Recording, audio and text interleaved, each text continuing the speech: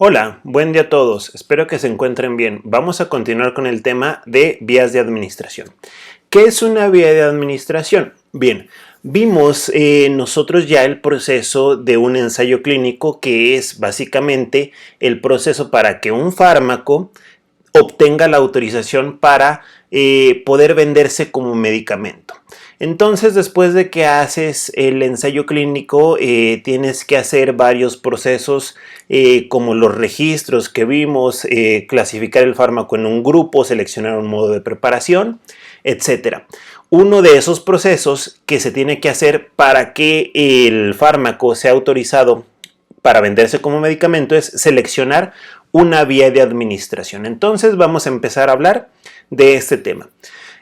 Cuando surgió la farmacología moderna, la principal vía de administración, o la primera que se utilizó, pues fue la vía oral. ¿Por qué? Porque pues es la vía que es primordial por elección, es la principal, porque para alimentarse el ser humano es la vía que utiliza. Entonces se decidió utilizar esta vía como la primera para administrar los primeros medicamentos de la historia. Sucedía algo muy interesante, que es lo siguiente. Cuando en aquel tiempo, a finales del siglo antepasado, se administró la primera aspirina y los primeros fármacos experimentales que se estaban probando, sucedía que, por ejemplo, te administraban 500 miligramos de aspirina y los investigadores, para hacer los perfiles farmacocinéticos, tomaban muestras de sangre y se daban cuenta que si habías administrado vía oral 500 miligramos de aspirina de ácido acetil salicílico, lo que sucedía era que en sangre difícilmente los podías cuantificar. ¿Por qué difícilmente los podías cuantificar? Cuando utilizas la vía oral, utilizas el tracto digestivo. ¿Qué pasa al utilizar el tracto digestivo? Bien, pones un medicamento por vía oral, entonces va a bajar ahí, pueden ver ustedes, por el esófago al estómago, intestino delgado, y ahí en ese caso quien va a realizar el proceso de absorción, que lo veremos un poco más adelante, son las venas mesentéricas, que se conjuntan dichas venas mesentéricas en la vena porta. Luego llega al hígado la vena porta, ahí se le da una primera metabolización previa. El hígado es como un filtro para detectar sustancias nocivas. Lo que puede sobrevivir a ese metabolismo previo sale por la vena cava, y ya de la vena cava se va a la circulación para poder ser distribuido en el organismo. Entonces, el punto aquí es que cuando un fármaco hace este proceso, sufre pérdidas. ¿Qué tipo de pérdidas? Por ejemplo, ahí en el estómago y en el intestino delgado no se va a absorber la totalidad. Sería muy raro que se absorbiera la totalidad, por ejemplo, de esos 500 miligramos de ácido acetil salicílico aspirina. En el hígado, un porcentaje de ácido acetil salicílico se va a transformar, se va a metabolizar a ácido salicílico, que eso lo veremos mucho después. Entonces hay pérdidas. Si tú te tomas 500 miligramos de ácido acetil salicílico, va a haber pérdidas en el tracto digestivo. Se tuvo que inventar una escala para poder cuantificar dichas pérdidas. Esa escala se llama biodisponibilidad. ¿Qué es la biodisponibilidad? La biodisponibilidad es la proporción o porcentaje que se absorbe a la circulación general después de que administras un medicamento por cierta vía de administración. Además, también se cuantifica el tiempo que requiere para hacerlo.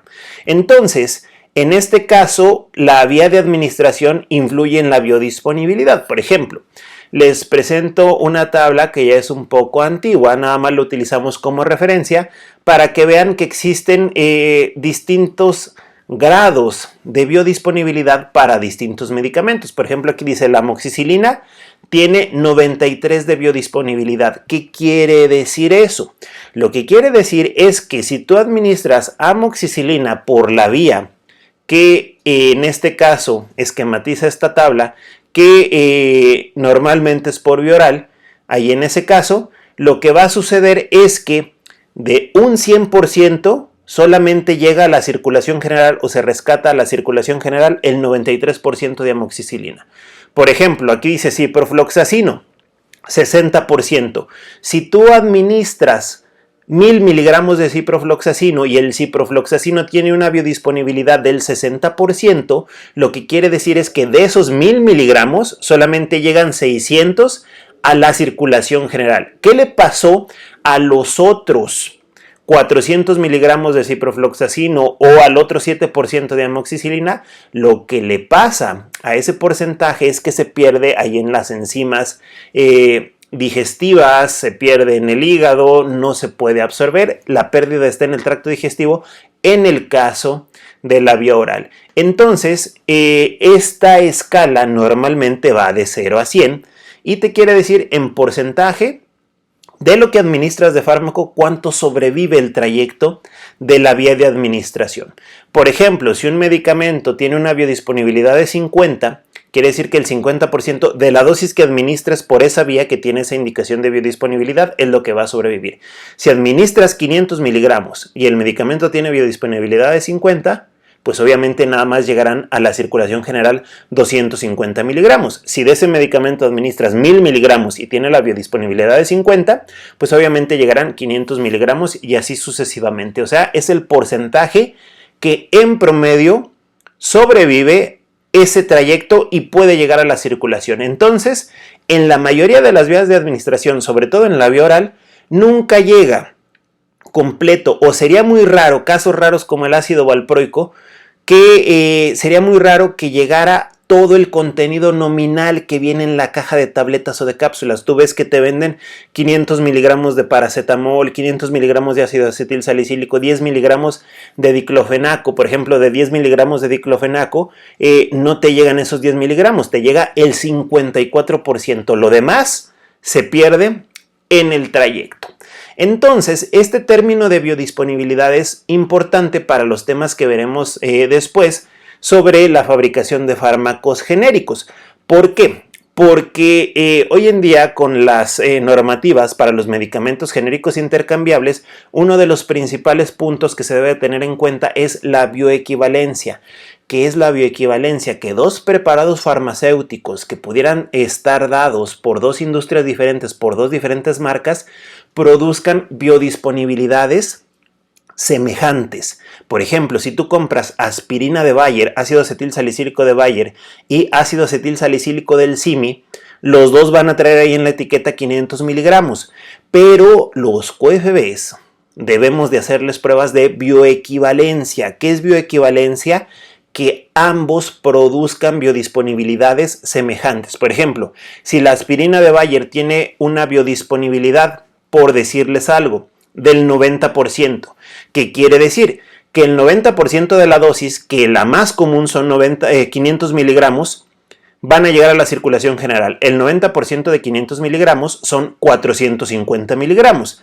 Lo que quiere decir la bioequivalencia es que si hay ácido acetil salicílico de otras marcas, debe de producir la misma biodisponibilidad. No se vale que el del Simi, a pesar de que en la caja diga es de 500 miligramos, de ese lleguen 400, que sea una biodisponibilidad del 80 y en el de Bayer sea de 90. No, se supone que todos los preparados farmacéuticos tienen que ser bioequivalentes. Sea cual sea la marca que elijas, producen biodisponibilidades semejantes en organismos vivos. Entonces, eso es lo que marca la ley. También hay que ser conscientes que no porque exista una ley se va a cumplir forzosamente. Hay mucha piratería, corrupción, etcétera. Pero esto es para explicar lo que significa bioequivalencia. Entonces, para ser bioequivalente, pues obviamente tiene que ser por la misma vía de administración, y también la bioequivalencia se mide en cuanto a las mismas formas farmacéuticas. Ya habíamos dado una definición de forma farmacéutica. La forma farmacéutica es la disposición física que se le da a los medicamentos cuando estos son fabricados para facilitar su dosificación y su administración por la vía seleccionada. Ustedes, cuando lleven farmacia industrial, van a ver que existe un libro que se llama Farmacopea de los Estados Unidos mexicanos, y ahí autorizan cierto tipo de formas farmacéuticas que, por ejemplo, al día de hoy, la Farmacopea de los Estados Unidos mexicanos, lo que tiene autorizado como formas farmacéuticas para uso en México son estas: aerosoles, cápsulas, colirios, cremas, elixires, geles. Probablemente conozcan todo lo que venga aquí. Podrán no conocer los colirios, ese es el nombre que se le da a las gotas, los colirios. ¿Qué podrán no conocer? Yo creo que prácticamente conocen todo lo que viene ahí sobre formas farmacéuticas. Entonces, después de seleccionar tu vía de administración, tienes que seleccionar una forma farmacéutica, y cuando conoces los procesos de farmacia industrial, sabes cuál es más conveniente y sabes cómo elaborarla. Por ejemplo, para la vía oral hay varias opciones. ¿Qué hay de opciones para la vía oral? Por ejemplo, por vía oral puedes seleccionar una tableta, que están allá de aquel lado, puedes seleccionar una cápsula, puedes seleccionar una pastilla. Entonces, ahí en ese caso hay varias opciones, las cuales pues dependen de la vía de administración, porque, por ejemplo, ahí en ese caso, si nosotros, en los ejemplos que veremos más adelante, de calcular el sitio ideal de absorción, que puede ser el estómago o puede ser el intestino delgado, hay cápsulas que tienen un recubrimiento que es sensible a pH. Entonces ahí en ese caso, si tú quieres que la cápsula se desintegre en el pH del estómago, haces una cápsula que sea sensible a un pH de 2 a 3. Si quieres que la cápsula se desintegre hasta el intestino, tienes que hacer un recubrimiento que la cápsula resista los pHs ácidos del estómago y que sea sensible a desintegrarse hasta que llegue al intestino delgado a un pH de 6, 6.5 o similar. ¿Ok? Entonces, con esto comenzamos lo de las vías de administración y continuamos en el siguiente video. Entonces, gracias por su atención y adiós.